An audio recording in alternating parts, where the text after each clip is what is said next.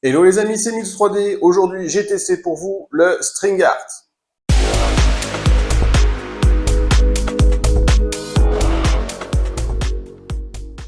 Alors, vous avez déjà sûrement bien entendu parler du String Art. Le String Art, qu'est-ce que c'est? Tout simplement, à l'origine, c'est un tissage de fils sur une planche pour reformer un dessin en faisant des allers-retours entre les planches à clous. Je vous montre un petit exemple ici. Tout le monde a déjà vu ce genre de création. Et vous me direz, en fait, on recrée un 3D à partir, on va dire, d'une planche qui ressemble à du 2D. Un peu le même principe que l'impression 3D. L'impression 3D, on imprime une couche à plat qui peut être apparentée une chose très similaire à du 2D, comme un dessin superficiel, et qui fait une certaine épaisseur, et que quand on les rajoute couche à couche, on obtient tout simplement un volume. Le String Art, c'est la même chose, et cette chose existe en impression 3D, donc avec une certaine façon de modéliser, qu'on ne parlera pas aujourd'hui. Mais cette vidéo est surtout là pour démystifier le fait que c'est compliqué à imprimer. Ce n'est pas forcément compliqué à imprimer, c'est juste différent, on va dire, de ce qu'on imprime tous les jours. Pour vous montrer, une boule de Noël que j'ai fait en essai parce qu'elle n'était pas très grosse et pour affiner mes réglages étant donné que je découvrais ce genre d'impression, et tout simplement, je n'ai pas réussi du premier coup. J'ai fait 3 ou 4 pièces avant de trouver les bons réglages. Et en même temps, j'ai eu un ou deux soucis de bouchage de buse, cassé un fil de ventilateur qu'il a fallu ressouder, enfin voilà. Qui a fait aussi que sur les 4 pièces ratées, il y en a peut-être une ou deux, c'est pas forcément à cause de l'impression. J'ai commencé avec mes paramètres normaux d'impression et tout simplement les fils qui font l'effet 3D du String Art n'étaient pas présents pour une bonne moitié d'entre eux. Donc j'ai modifié mes paramètres principalement pour vous donner une idée de ce que moi j'ai modifié pour savoir sur quoi travailler.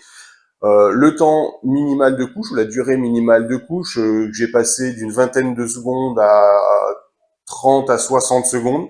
Donc des impressions lentes, mais des impressions avec un très bon refroidissement. Faut savoir que le String Art, on trace un pont dans le vide. On imprime dans le vide, donc il faut une vitesse lente et un très bon refroidissement. À vous de trouver la bonne valeur. Moi, je suis peut-être parti un peu trop haut, mais je pars toujours du principe où quand on veut une belle qualité, il faut savoir être patient. J'ai aussi diminué toutes mes vitesses d'impression. Au lieu d'imprimer à 80 mm par seconde, j'ai mis des vitesses entre...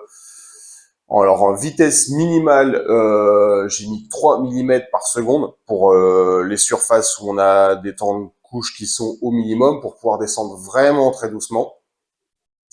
Et sur les périmètres extérieurs, je devais être à 10 ou 15 mm par seconde pour pouvoir tracer mes ponts à cette vitesse-là. Donc, pont soit sur la vitesse du périmètre extérieur, soit sur la vitesse de pont si vous activez vos paramètres de pont. Voilà les principaux essais. Alors, bien entendu, j'ai choisi un filament sur lequel je vous déconseille pour commencer ça, du filament silk. J'avais oublié, le silk a un retrait qui est très important quand il refroidit. Vous le voyez quand il s'écoule de la buse, quand vous faites une extrusion manuelle, tout de suite, il remonte un peu comme quelque chose qui se contracte.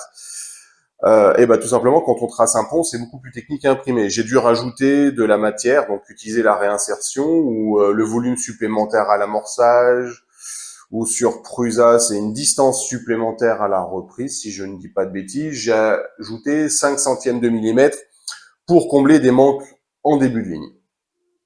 Parce que mes traits tenaient bien, mais j'avais des tout petits trous en début d'impression. Alors, je vous montre en vidéo le petit voilier imprimé ici, sur la 3D, et ensuite je vous la remonte un peu plus proche en mode portrait. Allez, à tout de suite.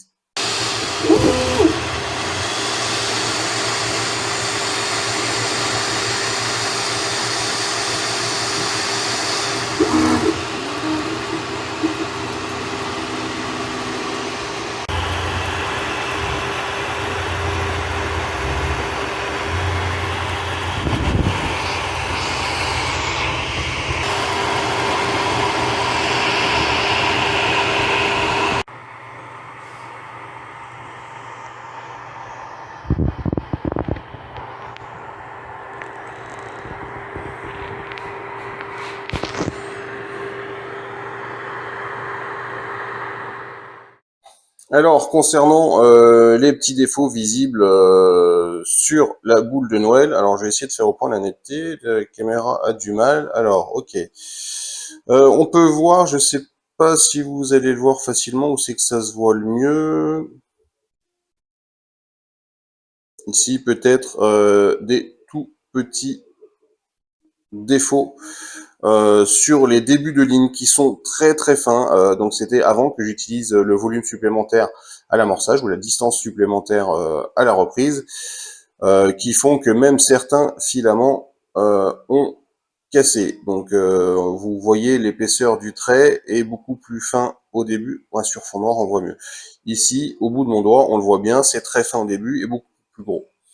Donc après correction, vous pouvez voir la boule finie. Bon, il manque le dessus parce que je viens à l'instant de la faire tomber. Je l'ai posée sur le dessus de mon imprimante avec les vibrations. J'ai pas fait gaffe. Elle a glissé, elle est tombée.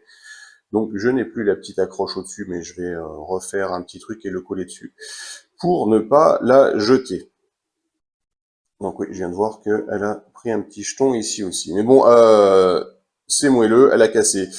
Filament utilisé, ici je suis chez le filament, je vous ai fait une vidéo il y a quelques jours, le nouveau Sovolk Silk tricolore, ici cuivre, violet et vert, qui fait tout simplement des reflets, franchement moi j'adore ces filaments Silk double ou triple couleur. Pour l'instant, toutes les marques que j'ai testées, ils ont tous des rendus magnifiques.